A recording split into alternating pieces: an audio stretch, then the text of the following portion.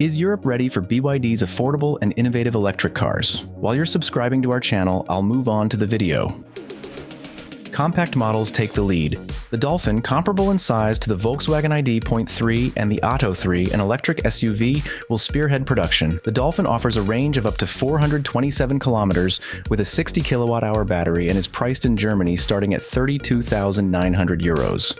The Atto 3 features a similar battery capacity and delivers a range of 420 kilometers, with a starting price of 37,990 euros. Following these, the Atto 2 will be the third model produced at the facility. Positioned as a smaller sibling to the Atto 3, the Atto 2 is likely to be based on BYD's Yuan Up model, which was recently launched in China. With its compact SUV design, the Atto 2 boasts BYD's E-Platform 3.0 and cutting-edge CTB cell-to-body technology, providing a range of 300 to 400 kilometers depending on battery configuration.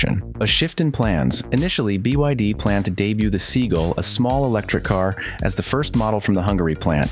However, due to the EU's newly imposed tariffs on Chinese-made EVs, the Seagull's launch has been delayed, making it the fourth model in the lineup. Meanwhile, competitors like Volkswagen are gearing up to launch compact electric cars priced under 25,000 euros by 2026, signaling a surge in activity within Europe's budget EV market. Expanding local presence, BYD's entry into the European market has been measured. Despite its dominance in China, where it has led EV sales for 2 consecutive years, BYD has encountered challenges in Europe. For instance, only 2,157 vehicles were sold in Germany by October 2024.